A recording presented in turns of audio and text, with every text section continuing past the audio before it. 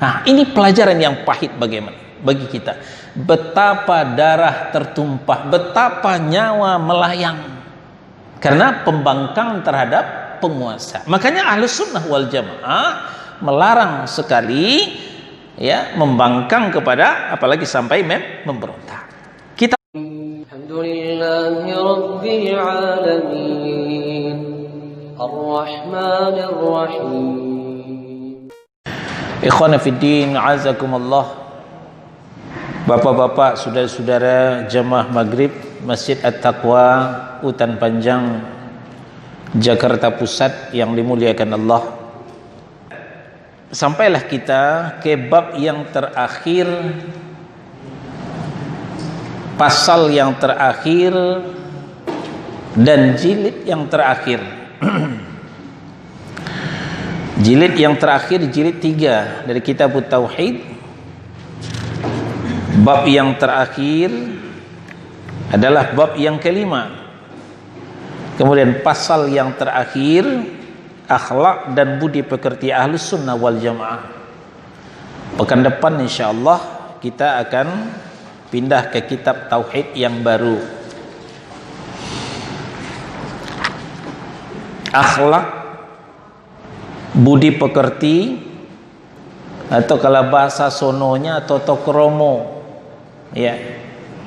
Bagaimana pula akhlaknya Ahlus Sunnah wal Jamaah? Ahlus Sunnah wal Jamaah memperindah namanya dengan akhlaknya, dengan akhlakul mahmudah, akhlak yang terpuji. Tidak cukup manhajnya indah, tidak cukup akidahnya indah, tidak cukup ibadahnya indah, tanpa dibarengi dengan apa? Dengan akhlaknya juga indah, yaitu akhlakul karimah, akhlak yang mulia, akhlakul mahmudah, akhlak yang terpuji. Di antara hasil daripada akhlakul karimah itu, pertama, Ahlus Sunnah itu selalu beramar ma'ruf dan nahi munkar. Yang ma'ruf adalah yang dicintai oleh Allah Subhanahu wa ta'ala, yang dicintai oleh Rasulnya sallallahu alaihi wasallam. Maka Ahlus Sunnah wal Jamaah senantiasa mengajak, menyuruh, mendorong kepada yang dicintai Allah dan dicintai oleh Rasulnya. Kemudian yang mungkar sebaliknya, yang dibenci oleh Allah dan Rasulnya. Nah, senantiasa Ahlus Sunnah wa yanha 'anil fahsya'i wal munkar, membenci, melarang, menghalang-halangi orang daripada berbuat yang keji dan yang mungkar. Ali Imran surah yang ketiga ayat 110, Allah berfirman tentang Ahlus Sunnah itu, kuntum khaira ummatin ukhrijat linnas, kalian adalah umat yang terbaik, sebaik-baik umat. Kalian yang dimaksud di sini adalah Ahlus Sunnah wal Jamaah. Yang pertama kali adalah para sahabat minal muhajirin wal ansar, as-sabiqun al-awwalun, yang terdahulu dan pertama kali masuk Islam. Nah, kesinilah tumpuan ayat ini. Kuntum, kalian adalah khaira ummah, umat yang terbaik, sebaik-baik umat. Kenapa? Karena ta'muruna bil ma'ruf wa tanhauna 'anil munkar wa tu'minuna billah. Kalian telah menyuruh kepada yang ma'ruf, mencegah dari yang mungkar, dan beriman kepada Allah Subhanahu wa ta'ala. Tiga inilah yang menyebabkan para sahabat dikatakan oleh Allah sebagai khaira ummah. Ya, karena amar ma'ruf nahi mungkar dan beriman kepada Allah.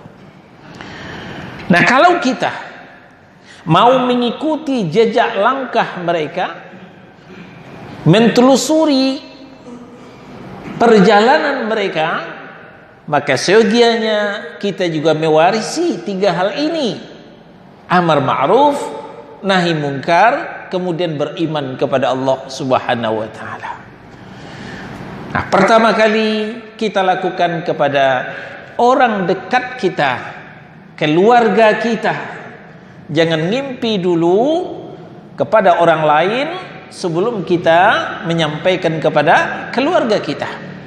Karena memang Allah memerintahkan, ya ayyuhalladzina amanu qu anfusakum wa ahlikum nara. Hai orang yang beriman, jaga dirimu dan keluargamu dari api neraka, kata Allah Subhanahu wa taala.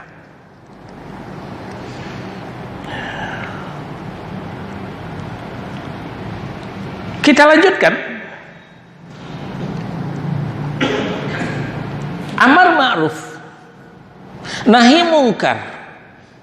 Sebagaimana beriman itu juga harus bersama bimbingan syariat. Kenapa? Karena amar ma'ruf nahi mungkar itu juga bagian daripada ibadah. Sedangkan ibadah tidak terlepas dari tuntunan syariat. Makanya dalam beramar ma'ruf kita bukan didorong oleh hawa nafsu. Nahi mungkar bukan karena kebencian. Ya. Kan ada juga amar ma'ruf menyuruh berbuat baik tapi dengan hawa nafsu. Kalau orang nggak mau diajak lalu marah, nggak boleh begitu. Ya, kita menyuruh kepada kebaikan, ngajak orang ke masjid, ngajak orang ngaji, ya sekadar ngajak.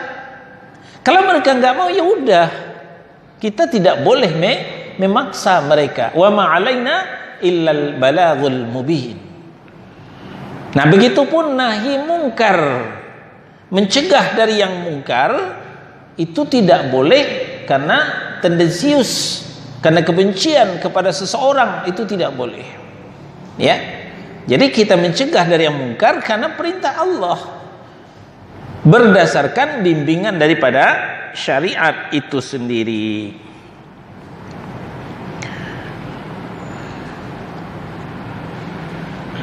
Inilah bedanya kita, ya, dengan aliran-aliran yang lain. Mu'tazilah umpamanya, atau kaum takfiri misalnya. Ketika orang tidak mau dia ajak, maka keluarlah ucapan-ucapan yang tidak enak didengar telinga, mengkafirkan orang. Ya. Orang nggak mau sholat, kafir. Ya. Sedikit-sedikit kafir, sedikit-sedikit kafir. Disebut dengan kaum takfiri, gampang mengkafirkan orang. Tidak demikian ahlus sunnah, akhlak ahlus sunnah wal jamaah.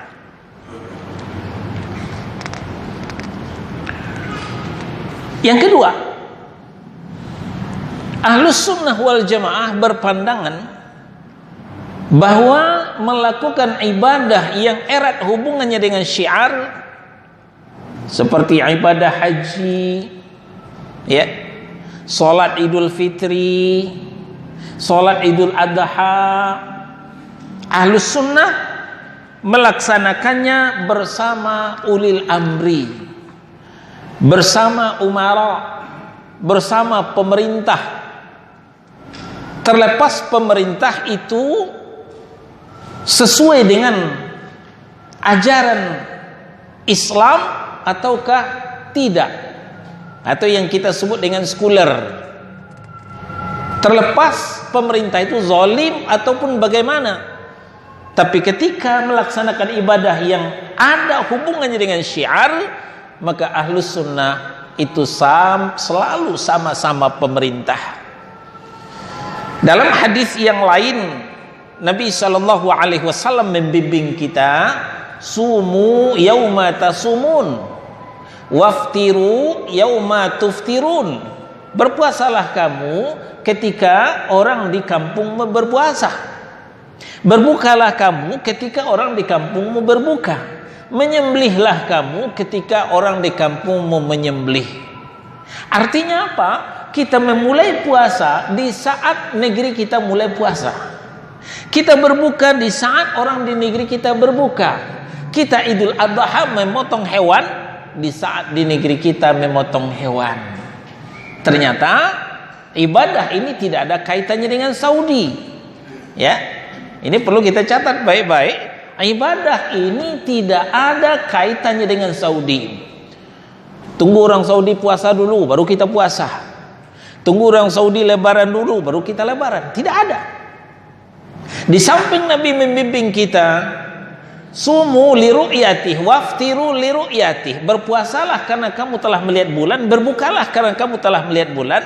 Lalu dalam riwayat yang lain Nabi menjelaskan, sumu yauma tasumun. Berpuasalah ketika orang di negerimu berpuasa.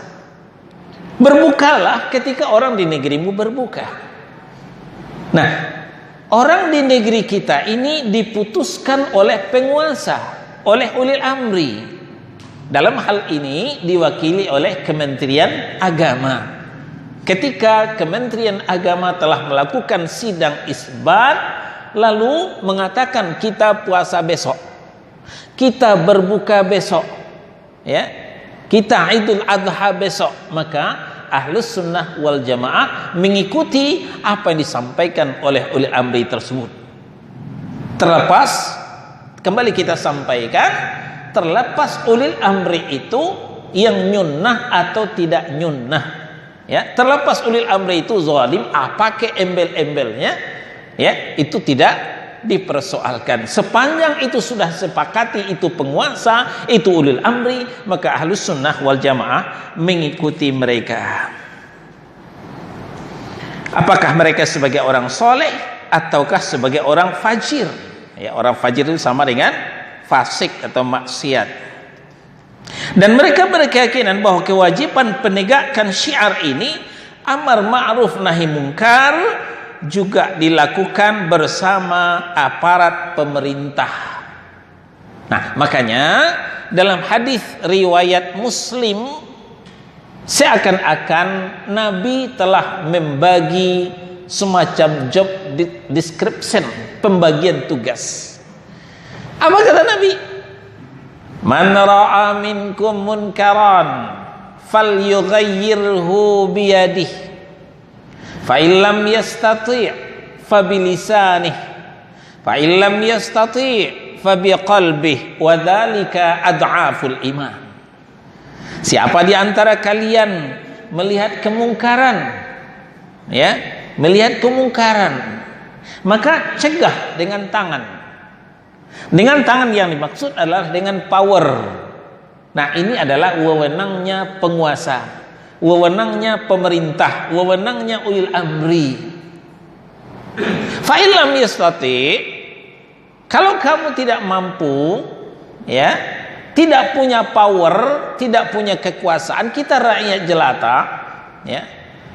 Yang dengan power ini pemerintah. Termasuk pemerintah yang paling bawah, RT RW, itu pemerintah.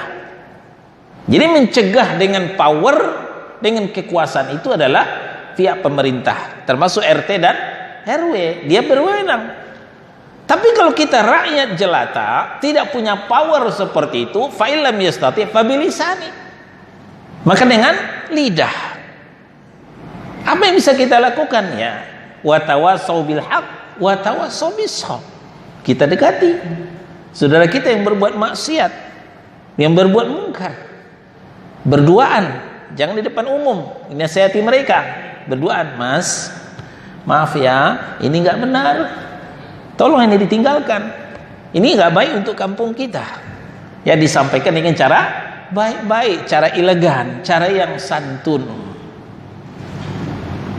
Nah, lalu kemudian, nah ini biasanya lebih banyak dilakukan oleh para ustadz kita, ya, para ulama kita menyampaikan nasihat. Lalu kemudian fa illam yastati fa biqalbih, Kalau tidak mampu mencegahnya dengan lidah, mau bicara lidah terasa keluh, ya, komunikasi tidak lancar, berbicara tergaguk-gaguk, nah maka fabiqalbih, cegah dengan hati. Caranya bagaimana? Membenci maksiat tersebut, membenci kemungkaran tersebut. Konsekuensinya kita jangan melibatkan diri dengan kemungkaran. Kita nggak suka petasan tapi masih nonton juga petasan, gimana katanya nggak suka, ya? Jadi petasan itu termasuk hal yang mungkar. Pertama, menghambur-hamburkan uang, membakar uang, membuat berisik, teroris kecil-kecilan. Ya, petasan, kembang api itu termasuk hal yang mungkar. Maka minimal kita mencegah dengan hati, membencinya. Kita jangan ikut nonton kalau memang tidak suka. Nah, begitu konsekuensinya. Berkata Syekhul Islam Ibnu Taimiyah rahimahullah ta'ala, hampir tidak ada suatu kelompok pun yang membangkang terhadap pemimpin penguasa, melainkan pembangkangannya itu menimbulkan kerusakan yang lebih besar. Ya, ulama kita Ibnu Taimiyah telah memberikan nasihat, setiap terjadi pembangkangan, pemberontakan, apa hasilnya? Apakah menimbulkan kebaikan? Tidak, bahkan lebih parah. Nah, mari kita lihat perjalanan bangsa kita ini. Ya, mungkin bapak-bapak yang umur 40-50 masih ingat. Ya, kalau teman-teman yang remaja mungkin nggak tahu. Dulu 32 tahun Pak Harto berkuasa, zaman Orde Baru. Orang nggak suka. Lalu disuruh turun. Harapan turun Pak Harto, ganti presiden akan lebih baik. Saya tanya sekarang, apakah setelah Pak Harto itu lebih baik daripada Pak Harto? Zaman Pak Harto? Nilai sendiri. Di zaman Pak Harto, aliran sesat tidak berkutik. Syiah di bawah tanah, LDII Al-Islam Jamaah ngumpet-ngumpet. Apalagi Ahmadiyah nggak bisa naik ke permukaan karena dipangkas terus. Sekarang jangankan Syiah, jangankan Ahmadiyah, semuanya aliran sesat bebas keluar bak cendawan tumbuh. Nah, ini salah satu contoh. Ternyata penguasa yang kita tumbangkan setelah itu tidak lebih baik daripada zaman mereka. Nah, ini pelajaran yang pahit bagi kita. Betapa darah tertumpah, betapa nyawa melayang karena pembangkang terhadap penguasa. Makanya Ahlus Sunnah wal Jamaah melarang sekali, ya, membangkang kepada, apalagi sampai memberontak. Kita ulang, apa nasihat, apa wejangan dari Syekhul Islam Ibnu Taimiyah. Beliau mengatakan hampir tidak ada suatu kelompok pun yang membangkang terhadap pemimpin atau penguasa, melainkan pembangkangannya itu menimbulkan kerusakan yang lebih besar daripada upaya pelengserannya. Sedangkan ahlul bid'ah berpandangan bahwa para penguasa wajib diperangi. Nah, inilah kaum Khawarij. Ya, di antara kaum bid'ah, ahlul bid'ah yang memerangi penguasa adalah kaum Khawarij. Bukan hanya menghujat, bukan hanya demo, tapi mengangkat senjata memerangi penguasa.